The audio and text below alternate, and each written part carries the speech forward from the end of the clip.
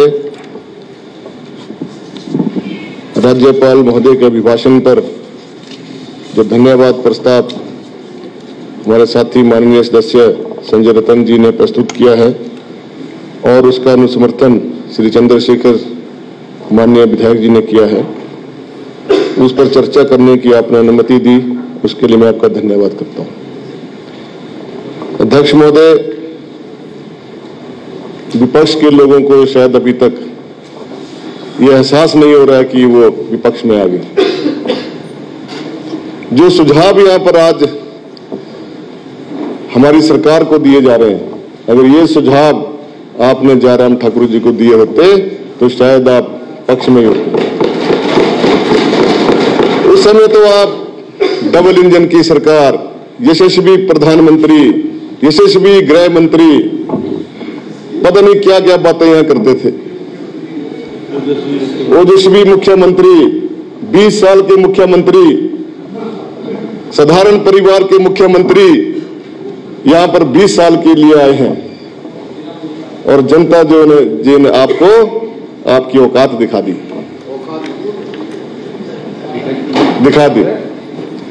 और जिस प्रकार की बातें यहां पर की जा रही हैं, बहुत चिंता हो रही है। I will take care of it. अध्यक्ष महोदय, I will take care of it. I will. अध्यक्ष महोदय, let him finish. I will take care of it. I will let him. बहुत पीड़ा हो रही है। अभी माननीय सदस्य रणधीर शर्मा जी बोल रहे थे, उन्होंने साली मोहर कहा। प्लीज प्लीज साली मोहर। He is not yielding ना, प्लीज प्लीज। थोड़ा सा He is not yielding. He is not yielding. जब आप लोग बोलते हो तो अपना भी ध्यान रखा करो। तो साली कौन सा एप्रोप्रिएट शब्द है? जब ये समाप्त कर लेंगे उसके बाद आपने बोला ना। कोई नहीं, हम रिकॉर्ड देख के अगर आज संसदीय होगा तो निकाल देंगे। हाँ। कोई बात नहीं, साली मोहर भी निकाल दे। प्लीज प्लीज प्लीज साली मोहर भी निकाल दे अध्यक्ष महोदय। Please, he is not yielding. Please please order. और अध्यक्ष महोदय, चुनावों के समय में बड़ी बड़ी बातें करते थे, चुनावों के समय में बड़ी बड़ी बातें करते थे, बिन दूल्हे की बारात। अरे हमने तो स्वयंवर रचा था, आपको दूल्हा भी दे दिया, दूल्हे का साथी भी दे दिया। डबल इंजन की सरकार आपकी फेल होगी, हमने डबल इंजन की सरकार स्थापित कर दी। अब आई असली डबल इंजन की सरकार और धीरे धीरे जो प्रदेश में आपने अव्यवस्था फैलाई उसको हम ठीक करेंगे, चिंता मत करो। बहुत चिंता हो रही है, मंत्री पद नहीं बना। भाई आपने तो बनना नहीं है।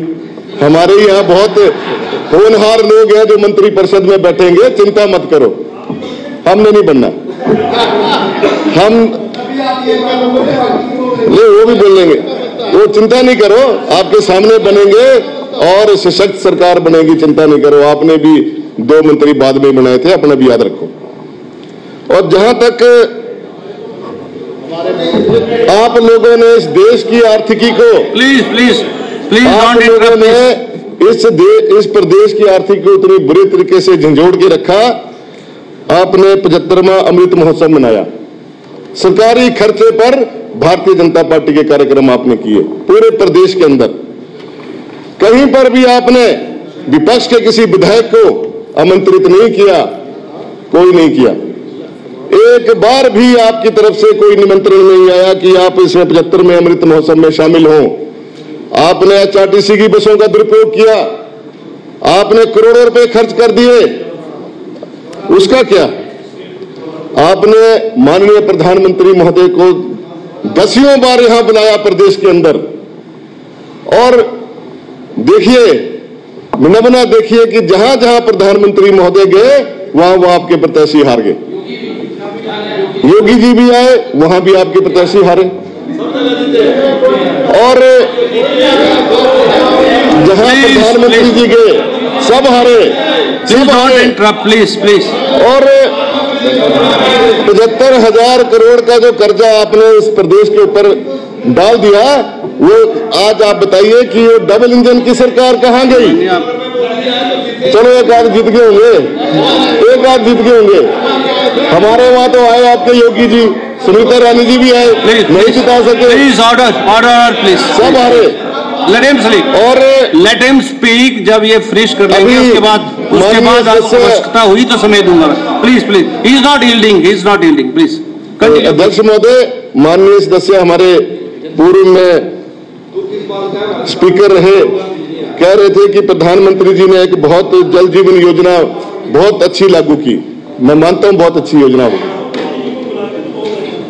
कोई बात नहीं। प्रियंका गांधी जी ने आपको धूल चटा दी और उनको लाते तो सफाया हो जाता। माननीय सदस्य प्लीज एड्रेस द चेयर। अब अध्यक्ष महोदय, जो पाइप खरीद का जो घोटाला हुआ है 2300 करोड़ रुपए का, उसके ऊपर हमारी सरकार पूरा संज्ञान लेगी। जो अफरा तफरी अभी माननीय सदस्य अपने वक्तव्य में बोल रहे थे कि पंपिंग मशीनें दुरुस्त की गई, तो इसका लेखा जोखा भी हम सरकार में देखेंगे कि कहां पर पंपिंग मशीनें जो बदली गई, कहां ठीक की गई। केवल मात्र धर्मपुर में या सिराज में जरूर हुई होगी, लेकिन पूरे प्रदेश के अंदर जो आज भी पंपिंग मशीनें हैं वो कंडम स्थिति में है। कागजों में जरूर बदली होंगी, लेकिन वास्तविकता में अगर देखा जाए तो कोई मशीनें वहां बदली नहीं गई। और पाइपें जो बिछाई गई आनन फानन में 50-50 पाइपें बांट दी गई, 100-100 पाइपें बांट दी गई, और लोगों ने उन पाइपों का क्या किया, अपने घरों की काऊ शेड बना दी। काऊ शेड में उन्होंने पाइपें जोड़ दी। किसी ने सब्जियां लगाने के लिए वो बाड़े बना दी, किसी ने बेड बना दिए। ये तो आप लोगों ने क्रियाकलाप किया है। आउटसोर्स के आधार पर 125 जो है 125 कंपनियां खोल दी आउटसोर्स के ऊपर, और फर्जी कंपनियां। जितने भी मल्टीटास्क वर्कर आपने भर्ती किए, उसमें आपने कोई भी जो आरक्षण की जो पद्धति होती है कोई लागू नहीं की।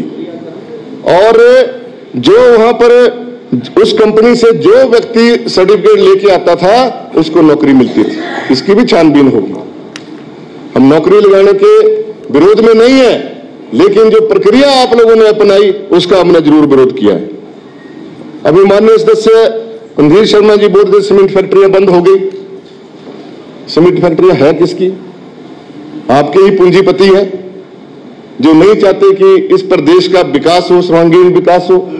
आपका केंद्रीय नेतृत्व नहीं चाहता होगा, आप नहीं चाहते होंगे, उन्होंने उसमें ताले लगा दिए।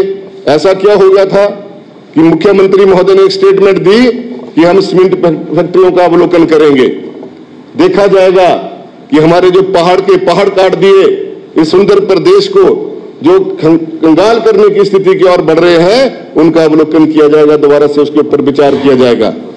तो उनको परेशानी हुई, उन्हें ट्रक के ऑपरेटरों का जो है साधन बनाया और उसको उन्होंने तंग किया, और आज वो हमारी सरकार को आप उसकी आलोचना ना करें। हमारे मुख्यमंत्री महोदय देख रहे हैं, हमारे पूरे जितने भी विधायक हैं, हमारे उप मुख्यमंत्री हैं, इसको गंभीरता से इसके ऊपर विचार कर रहे हैं, और आने वाले समय में इसका जो है रास्ता खोजा जाएगा और इसको ठीक किया जाएगा। और चिंता ना करें, 5 साल का मैंडेट दिया है जनता ने, और 5 साल में जो गलतियां आपने की है उसके ऊपर सुधार किया जाएगा। चाहे स्वास्थ्य विभाग की बात करिए, आप बोलते हैं हमने इतने संस्थान खोल दिए, इतने पीएससी खोल दिए। आप लोगों ने पीएससी को सुदृढ़ किया, कहां किया? सब हेल्थ सेंटरों में आपके कर्मचारी नहीं है, फीमेल हेल्थ वर्कर नहीं है, आपने ट्रेनिंग नहीं कराई उनको।